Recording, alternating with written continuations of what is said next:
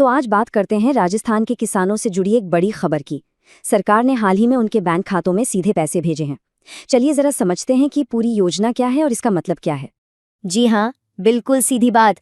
राजस्थान के किसानों के बैंक अकाउंट में सीधे सीधे 1000 रुपए आए हैं। ये पैसा अभी हाल ही में ट्रांसफर किया गया है।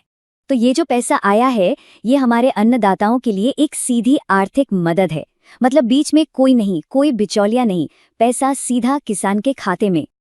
और हाँ, ये भी जान लीजिए कि ये कोई एक बार की मदद नहीं है। असल में ये मुख्यमंत्री किसान सम्मान निधि योजना की 5वीं किस्त है।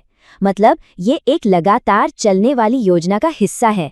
तो सवाल उठता है कि ये किसान सम्मान निधि आखिर है क्या चीज और ये पैसा आ कहां से रहा है। चलिए इसको थोड़ा और आसान भाषा में समझते हैं। देखिए, ये एक ऐसा प्रोग्राम है जो खास तौर पर राजस्थान सरकार ने अपने राज्य के किसानों के लिए बनाया है। केंद्र सरकार की तरफ से जो मदद मिलती है ना, ये योजना उसमें और पैसे जोड़कर किसानों को देती है। अब जरा हिसाब किताब को समझते हैं। देखिए, केंद्र सरकार से तो किसानों को साल के 6000 रुपये मिलते ही हैं। अब राजस्थान सरकार ने इसमें अपनी तरफ से 3000 रुपये और जोड़ दिए हैं। तो अभी जो ये 1000 रुपये की किस्त आई है वो इसी राज्य सरकार वाले हिस्से से आई है। और इस पूरी कवायद का मकसद क्या है? बिल्कुल साफ है। सरकार चाहती है कि इस सीधी आर्थिक मदद से हमारे अन्नदाता, हमारे किसान और ज्यादा मजबूत बने और सशक्त हों। अच्छा, ये जो पैसे भेजने का ऐलान हुआ वो ऐसे ही नहीं हो गया। इसके लिए एक बड़ा कार्यक्रम आयोजित किया गया था।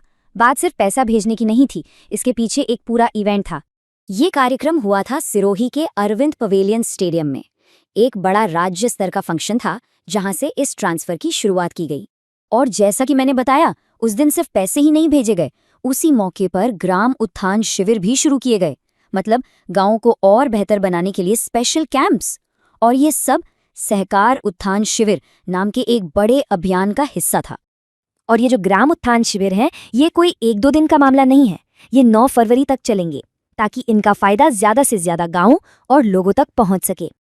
आखिर में एक और दिलचस्प बात है इस पूरे कार्यक्रम से जुड़ी हुई, वो है इसकी टाइमिंग, जो काफी सोची समझी हुई लगती है।